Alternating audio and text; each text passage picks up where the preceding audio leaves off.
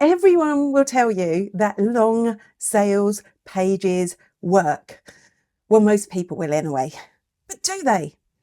And actually, more importantly, does your long sales page work? And you can find out by looking at things like, if somebody views the testimonials on your page, are they more likely to book a call? If somebody looks at the pricing module on your page, are they more likely to convert? But how do we measure that? Well, one way, and a way that a lot of people have been doing this, is by measuring scroll depth. So that means, how far does someone have to scroll down the page to see your testimonials, to see your pricing module, and basing their measurement on that. But there's a problem with that. And the problem is that depending on your screen size will depend on where, say, for example, 50% of your page is. 50% of your page on desktop is going to look different to 50% of your page on mobile, because of course, what happens on mobile, the elements on your page move around, or they should move around to make the experience work better on mobile. So 50% there is completely different. So if scroll's not going to work, what can we do?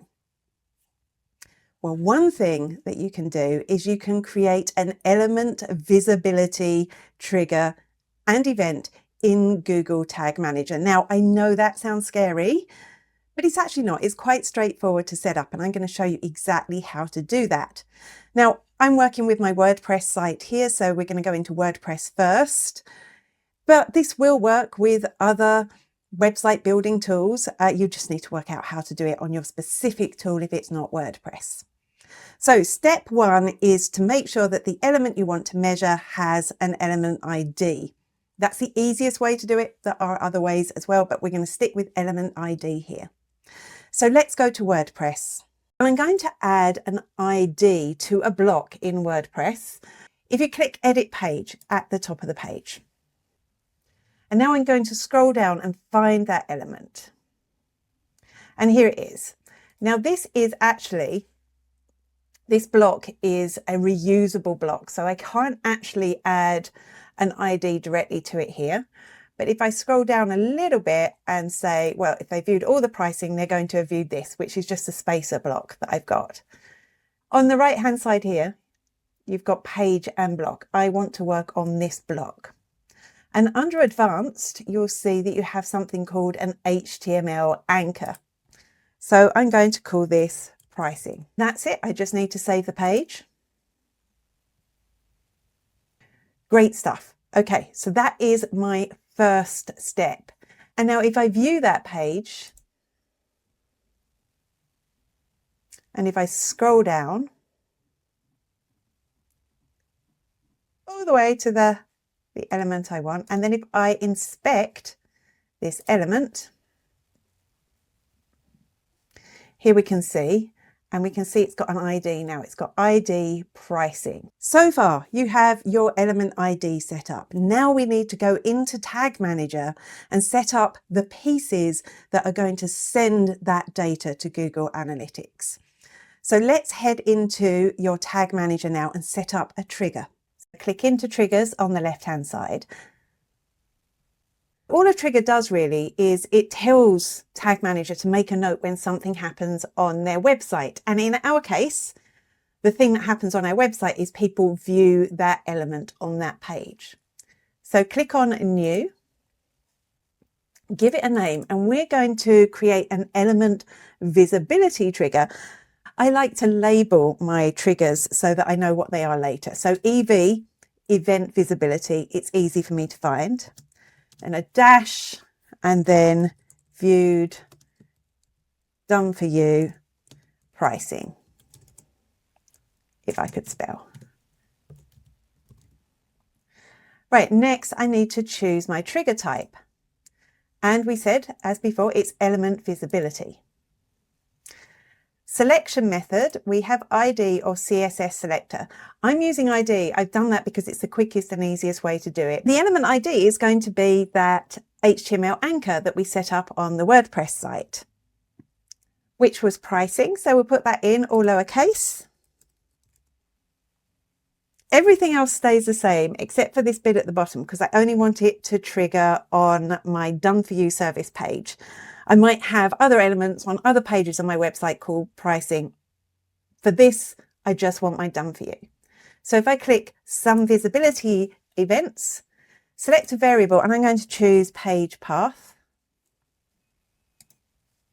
Contains, and the page path, if we go back into the page that we want to monitor, this piece here, it's everything after your main domain name, including the /. So I'm going to copy that and go back into my tag manager and paste that into the box here.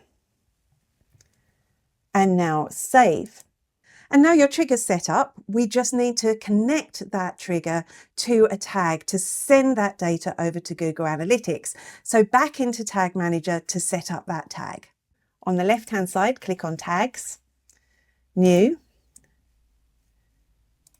and I'm going to call this GA4, VFY, which is Done For You, Pricing View. Click into Tag Configuration, choose Google Analytics, Google Analytics GA4 event, measurement ID. So you can either just copy and paste that in. If I just go to measurement ID here,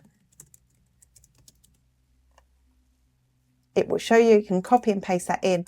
Or if you've set up a variable for this earlier on, you can go in and select that. Then give it an event name. This needs to be all lowercase and should contain no spaces and no special characters. The only character can have is an underscore. So I'm going to say view DFY pricing.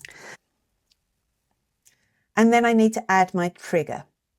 Click on triggers, find the one that you just created, click on save. The next step is to test it, to make sure that that's actually working before we publish it to our website and start sending data to Google Analytics. So click on Preview at the top of the page, and this will open up a new tab. So now you can see we've got two tags. We've got the Google Tag Manager tab, and we've got the Google Tag Assistant tab. Make sure that you've got the right page, the right URL in here for the page that you want to monitor. Click Connect.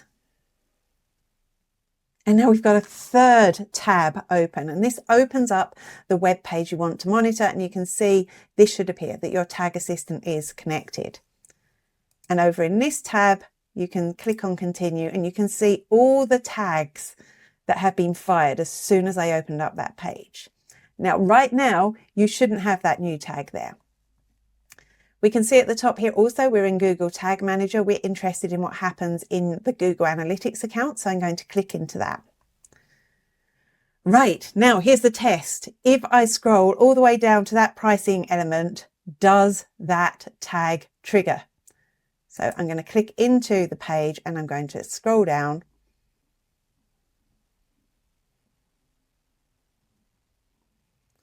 And just, we know it is this element below, so I just wanted to make sure that I got there.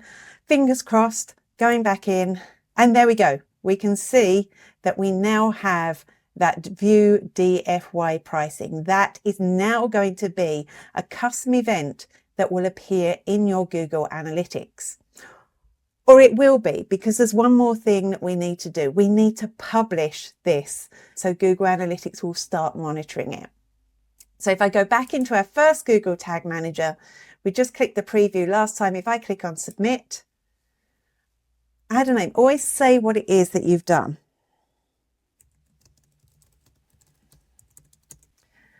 And click on Publish. Now that you've got that set up, the next stage would be to go and evaluate that using reports and explore reports in Google Analytics.